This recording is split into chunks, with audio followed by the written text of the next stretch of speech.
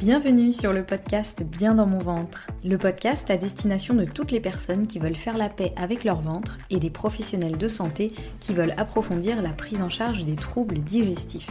Je m'appelle Anne-Sophie Basquet, je suis naturopathe, formée à la micronutrition et passionnée par tout ce qui touche de près ou de loin à la digestion, au microbiote et à ce qu'on appelle le deuxième cerveau. Mon objectif, apprendre le plus de choses possibles sur tous ces sujets et vous les transmettre ensuite via ce podcast, mais aussi via des formations en ligne. Ici, chaque semaine, je vous dévoile mes dernières trouvailles et retours d'expérience en termes de santé naturelle, alimentation et hygiène de vie, pour que vous ou vos clients puissiez retrouver un ventre serein et une pleine santé physique et mentale.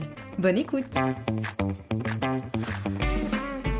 Bonjour et bienvenue dans ce nouvel épisode. Je suis hyper contente de vous retrouver enfin sur le podcast parce que je sais, j'ai un petit peu disparu de la surface de la terre du podcast au mois de mai, tout simplement parce que j'étais en pleine création de la formation Digestion Facile et j'avoue que je n'ai pas pu au niveau timing réussir à enregistrer la formation, enregistrer des podcasts, c'était un petit peu complicado.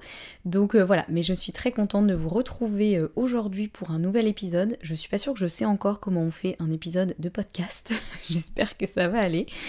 Et dans cet épisode, nous allons parler des objets connectés, des objets santé connectés. Je vous fais cet épisode parce que je vous ai partagé sur Instagram il y a quelques semaines une photo des différents objets santé connectés que je portais à ce moment-là.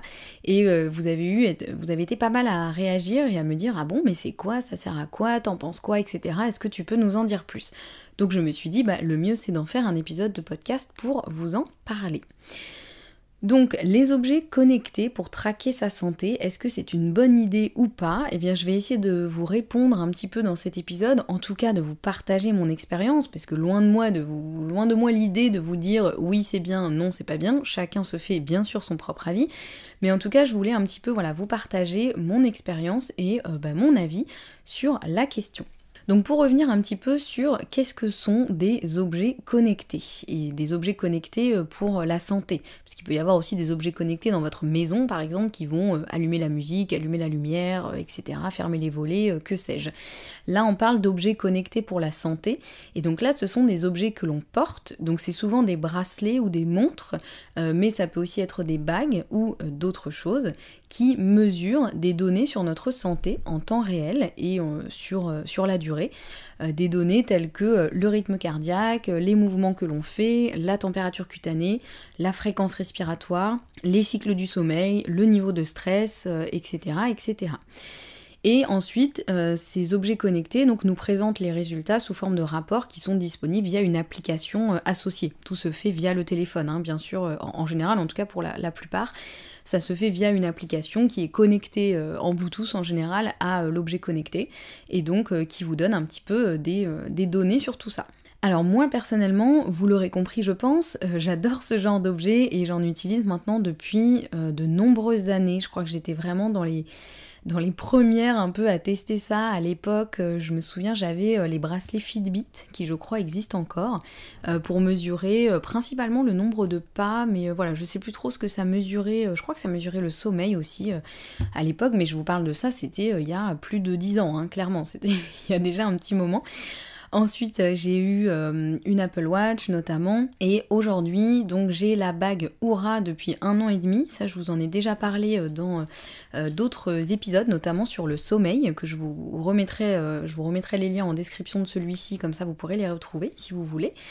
Et là, je teste le bracelet de la marque Whoop, W-H-2-O-P, depuis presque 1 mois. Et donc bien sûr là je suis en train de tester les deux, je vais pas garder les deux, l'idée c'est pas que je me transforme en espèce d'objet connecté géant moi-même, c'est que voilà il y a des choses que je recherche que je ne trouve pas effectivement sur la bague Oura, mais déjà effectivement l'avantage un petit peu de ces objets, en tout cas moi ce que j'y trouve, c'est que non seulement ça mesure effectivement l'activité qu'on a pu avoir dans notre journée, etc. Voilà un peu nos variations on va dire, c'est plus ça, c'est que au-delà de... Il y a l'intérêt de ce qu'on a fait sur la journée, mais il y a aussi surtout les variations d'une journée à l'autre. Donc ça c'est intéressant aussi parce que ça permet de voir un petit peu l'évolution sur une journée, une semaine, un mois, une année aussi. Ça permet de se rendre compte aussi que en fait on a quand même des périodes dans l'année où on va être plus actif, moins actif, etc. Et puis surtout ce que j'aime bien c'est que la plupart de ces objets connectés, ils analysent aussi en détail ce qui, dans notre quotidien, peut impacter notre état via notamment un journal qu'on remplit par exemple où on va dire ce qu'on a fait, où il y a plein de données différentes, on peut choisir un peu ce qui nous intéresse ou pas, mais ça peut être est-ce qu'on a passé du temps à l'extérieur, est-ce qu'on a eu des interactions sociales, est-ce qu'on a bu de l'alcool, est-ce qu'on s'est senti stressé, est-ce qu'on a mangé assez de fruits et légumes, assez de protéines, enfin voilà, il y a pas mal de choses que l'on peut remplir, alors ça va différer selon les applications, hein. Toutes les applications ne font pas ça. Mais par exemple là sur le bracelet Whoop que j'essaye, effectivement il y a ce type d'infos très, très détaillées. Alors que sur la bague Oura par exemple il faudra ajouter des tags soi-même sur sa journée, donc c'est un petit peu moins intuitif je trouve à ce niveau-là. Et puis, donc ça permet de voir déjà un petit peu ce qui peut nous impacter, même si bon, en général, on le sait déjà un peu nous-mêmes, mais là, ça va un petit peu voir plus dans le détail, vraiment, par exemple, au niveau de notre état de stress, au niveau de ce que l'on appelle la variabilité de la fréquence cardiaque, etc. Tout ça, ça peut être intéressant d'avoir un petit peu des retours comme ça, très concrets.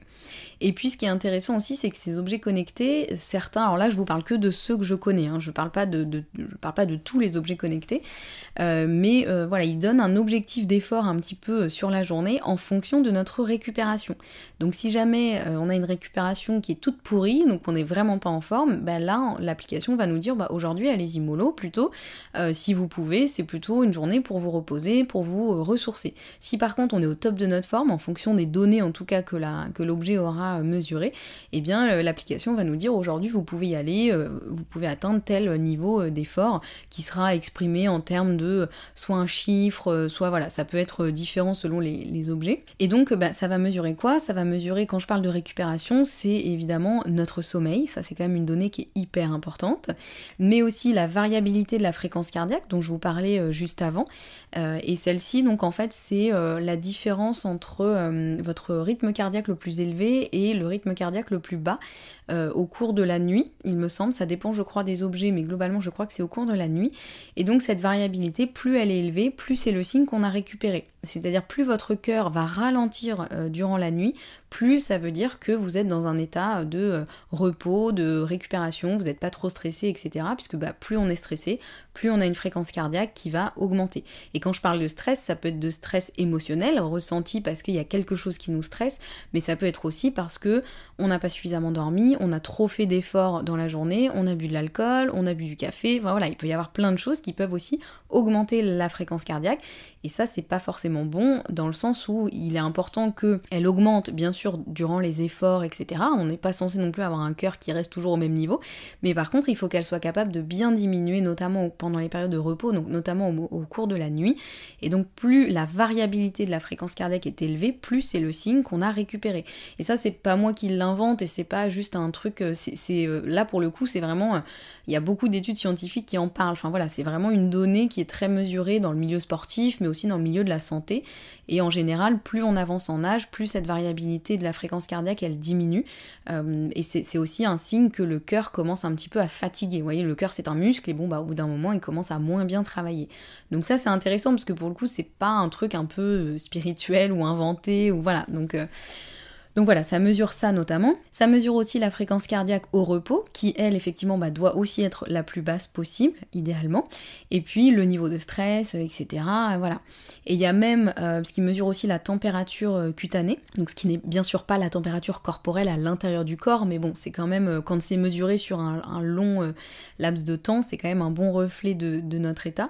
Et donc il y a certains objets qui peuvent même limite nous prévenir qu'on est en train de tomber malade avant même qu'on ressente des symptômes, puisque si notre température commence à monter, voilà, et que notre rythme cardiaque par exemple augmente aussi alors qu'on n'est pas en train de faire un effort ou quoi, eh bien l'objet peut aussi via l'application nous dire attention là, reposez-vous, ou peut-être que vous êtes en train de tomber malade. Et ça peut aussi surtout, parce que bon ça à la limite on peut se dire ça peut limite être un peu flippant, mais ça peut surtout nous inviter au repos, encore une fois si les données ne sont pas optimales. Donc parmi les questions qu'on m'a posées, parce que je vous ai demandé sur Instagram, est-ce que vous aviez des questions un peu précises par rapport à ces objets connectés, des choses sur lesquelles vous aimeriez avoir mon retour?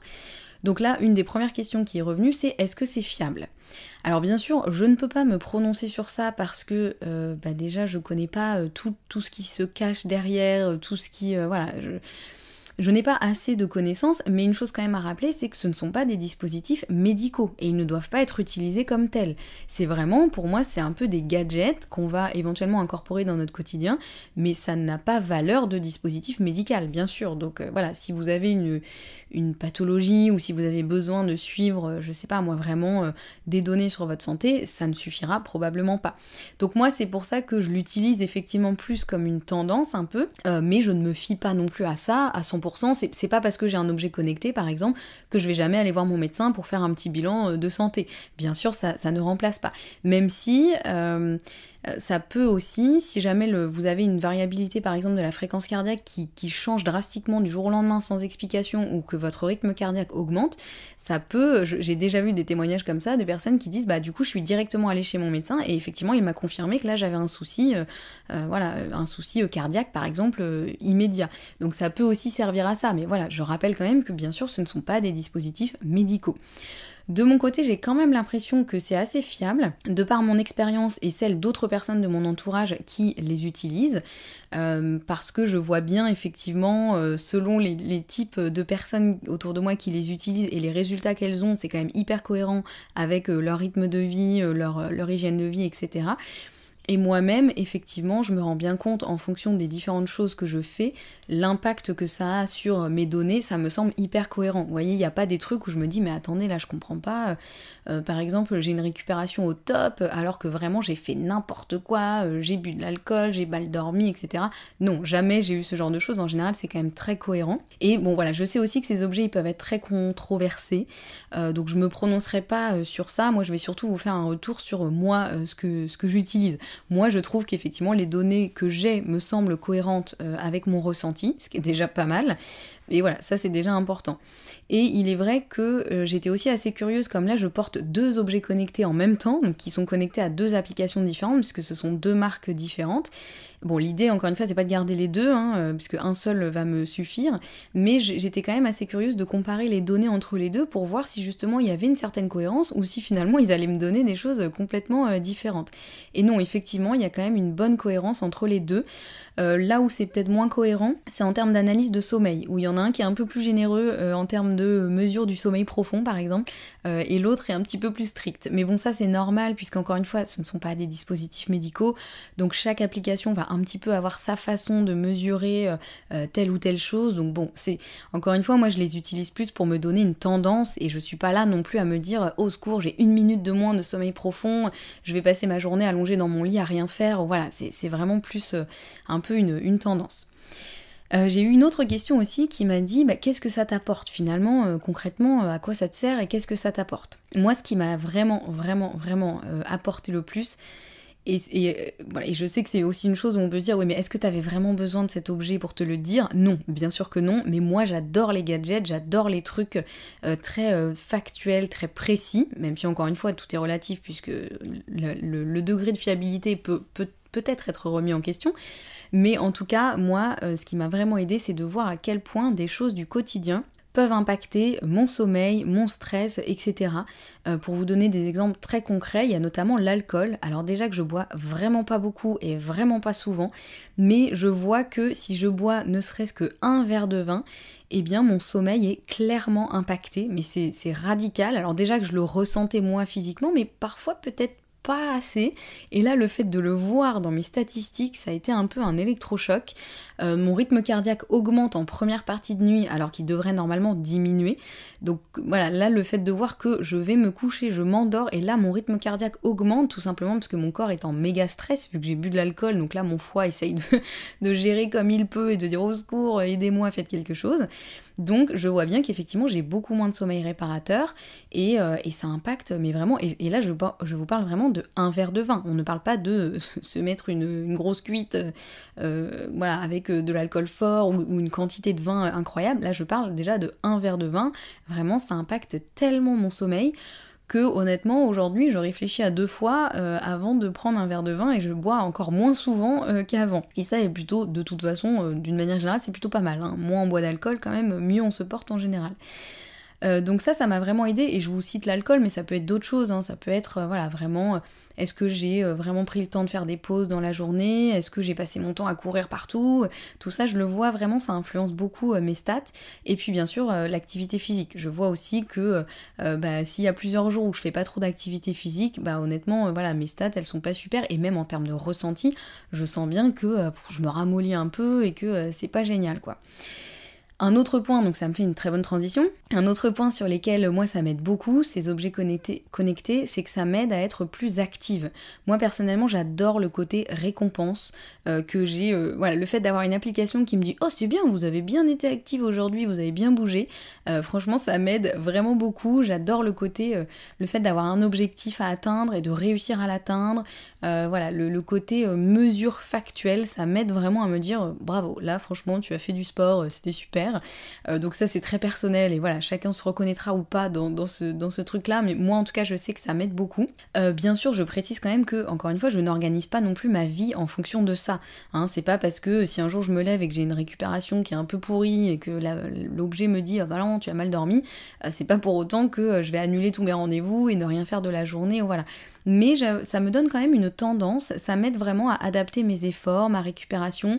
Si je sais que par exemple j'ai des statistiques qui sont au top et que je vais au sport, et je vais peut-être me pousser un petit peu plus dans mon effort, alors que en temps normal j'aurais juste fait à peu près de mon mieux.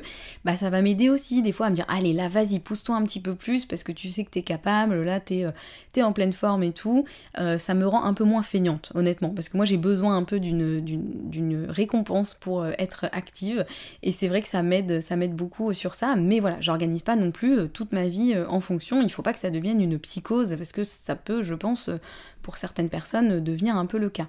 Et un autre point qui est intéressant, c'est que ça peut être un peu la cerise sur le gâteau, mais ça me permet aussi de suivre mon cycle, notamment avec ma bague Oura, puisqu'elle est reliée à une appli de suivi de cycle. Et en fait la bague prend ma température toute la nuit, et ensuite elle fait une moyenne sur la nuit et elle synchronise avec une application, ce qui me permet notamment de suivre mon cycle. Avant je pratiquais plutôt la symptothermie, donc qui est un suivi de à la fois la température et ce que l'on appelle la glaire cervicale, et j'avoue que là c'est quand même plus pratique le fait d'avoir la bague, puisque j'ai pas à prendre ma température tous les matins, c'est beaucoup plus précis puisque c'est vraiment une moyenne sur toute la nuit, ça dépend pas juste de ma température le matin au réveil. Voilà, après ça bien sûr je pourrais aussi m'en passer et le faire moi-même, mais j'avoue que c'est quand même un truc qui est plutôt pas mal. Donc voilà, en ce moment je suis en plein test des deux, bien sûr je pense pas que je vais garder les deux parce que j'ai pas forcément besoin des deux objets, ça fait un peu beaucoup et ça fait beaucoup de données, et voilà, je veux pas non plus que ça devienne un truc trop qui me submerge, mais voilà, les deux sont assez complémentaires, donc j'ai un petit peu du mal à choisir. Si jamais vous voulez plus d'infos sur ça, je vous fais une parenthèse assez rapide. Entre la bague et le bracelet, honnêtement, j'aime pas trop le côté gros du bracelet de la Whoop, parce que je trouve que sur moi j'ai un tout petit poignet, donc ça fait quand même un peu gros objet sur mon petit poignet.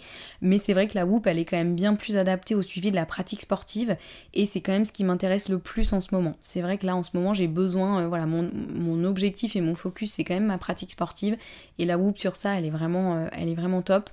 Le côté de la bague Oura, j'adore effectivement la bague, je trouve que c'est plus joli, c'est un peu plus discret, et voilà, mais je peux pas la porter pendant le sport parce que je fais du crossfit et on a tendance à soit faire des exercices où on se suspend à une barre et on essaie de faire des tractions, bon, j'y arrive pas mais voilà, soit on porte des poids, et c'est vrai que la bague du coup me gêne et vraiment ça me fait mal, c'est pas possible, et en plus je risque vraiment de l'abîmer parce que c'est quand même à la fois un bijou objet connecté. Donc la bague, je dirais que c'est plus intéressant pour le suivi de la santé au global, plus pour le côté lifestyle, mais pas super top pour le sport, alors que le bracelet Whoop, c'est moins joli, mais c'est voilà, beaucoup plus pratique pour le sport, et voilà, donc je suis encore en pleine réflexion sur ça. On m'a posé aussi une autre question au niveau de la protection des données. Alors, il faut savoir que les données sont quand même anonymisées et sécurisées, mais peut-on en être sûr à 100%? Non, bien sûr. J'avoue que moi, sur ce truc, pour être tout à fait transparente, j'ai tendance à faire confiance et je me prends pas trop la tête sur ça. Peut-être à tort, et peut-être que vous allez entendre ça, vous allez vous dire mais elle est folle, c'est pas possible. Mais je trouve qu'il y a déjà bien assez de choses sur lesquelles on se prend la tête dans notre vie, et celle-ci n'en fait pas partie pour moi. Je me dis bah au pire, si jamais mes données sont réutilisées, bon bah tant pis, je sais pas trop ce qu'ils vont en faire avec, voilà, peut-être que voilà, je suis trop naïve, mais bon, j'ai pas envie de me prendre la tête sur tout n'importe quoi. Donc ça c'est quelque chose en tout cas que l'on peut voir sur le site internet des différentes marques des objets connectés, où a priori ils mettent quand même ça en avant, que les données sont bien anonymisées, sécurisées, etc. Après je vous laisserai pour le coup ça, faire vos propres recherches, moi j'ai pas d'avis très précis sur la question et c'est pas quelque chose qui m'arrête en tout cas. Une autre question que j'ai eue, c'est est-ce que ça te rend pas trop tendu de surveiller tes données? Parce que je sais qu'il y a certaines personnes qui m'ont dit mais moi j'aurais peur de me sentir tout le temps traquée, analysée, je pense que ça m'enlèverait toute spontanéité et voilà. Et je sais que c'est le cas chez beaucoup de personnes. Donc ça je comprends tout à fait. Moi ça a pu être un petit peu le cas au début, parce qu'il faut un peu s'habituer au fait d'avoir un truc sur soi qui traque un peu tous nos mouvements et tout. C'est vrai que ça a pu me le faire au début, mais aujourd'hui plus du tout. Au contraire, c'est vraiment, j'adore ça, j'adore avoir des données précises sur ma santé. Et pouvoir les corréler un peu à mon ressenti. Parfois, ça arrive qu'il n'y ait pas trop de logique entre les données et mon ressenti. Parfois, l'objet connecté va me dire vous êtes en super forme et tout, alors que moi je me sens complètement KO. C'est possible aussi, hein, puisque le ressenti c'est aussi très subjectif, mais du coup ça me permet d'explorer d'autres pistes. Je me dis bon, en termes de santé, a priori, je suis plutôt bien, même si encore une fois ce ne sont pas des dispositifs médicaux, je vais le répéter pour la 10e fois, mais ça me permet de mesurer des choses qui sont peut-être pas en termes de santé. Peut-être que je me sens KO parce qu'en fait je manque de stimulation intellectuelle, peut-être que je me sens KO, ou ça peut être aussi je me sens KO parce que j'ai une carence, une certaine vitamine ou minéraux ou quoi, et ça bien sûr que l'objet connecté ne me le dira pas. Donc encore une fois ça ne dispense pas d'aller voir son médecin et de faire des bilans régulièrement. C'est plus les objets connectés, pour moi c'est plus un bonus par-dessus, mais voilà, on peut aussi avoir des super stats, des super données et se sentir au fond du seau au niveau énergie. Bon bah faut pas rester comme ça quand même, il faut aller essayer de creuser pourquoi, bien sûr. Et j'ai aussi eu une autre question qui, alors je suis pas sûre de l'avoir comprise, mais je crois que elle disait est-ce que le fait de porter des objets connectés comme ça va modifier la santé au niveau cellulaire? Il me semble que la question c'était ça. Du coup, si j'ai bien compris la question, ce serait est-ce que les objets connectés vont aller jouer sur notre santé, vont impacter notre santé? Si la question était bien ça, la réponse est bien évidemment non. Ce sont des objets de mesure, ce ne sont pas des objets qui vont venir jouer sur notre santé. Sauf bien sûr si on prend en considération peut-être le côté Bluetooth, le fait d'avoir un objet qui est connecté en Bluetooth à notre téléphone en permanence, ça je peux entendre tout à fait que c'est peut-être pas génial pour la santé, et c'est vraiment quelque chose qui m'a questionné beaucoup au début, et il a fallu peser un peu le pour et le contre, qu'est-ce qui était le plus important pour moi. Bon, bah voilà, j'ai fait mon choix, mais c'est vrai que ça, il faut quand même le prendre en considération. Mais au-delà de ça, bien sûr que ce sont des objets de mesure, ce ne sont pas des objets, on n'a rien d'injecté sous la peau, on n'a rien qui va venir jouer au niveau cellulaire. Ce sont pas non plus, là, ce dont je vous parle, des objets qui vont peut-être jouer à un niveau énergétique. Je sais qu'il existe aujourd'hui des objets qui vont peut-être diffuser certaines fréquences, qui vont venir jouer un peu plus au niveau énergétique, à un niveau plus subtil. Là, c'est pas du tout le cas, hein. Là, c'est vraiment des objets de mesure qui vont nous donner des informations sur notre état de santé, mais qui ne vont pas influencer notre santé. En tout cas, pas que je sache. On ne sait jamais, mais voilà. Donc, en conclusion, par rapport à tout ça, je dirais que porter un objet connecté n'est évidemment pas du tout obligatoire, et heureusement, bien sûr, mais que selon moi ça peut s'avérer très utile si on souhaite améliorer sa santé et avoir des données un peu concrètes à mettre en face. En plus bien sûr de données plus médicales et d'un suivi médical, hein, je le rappelle.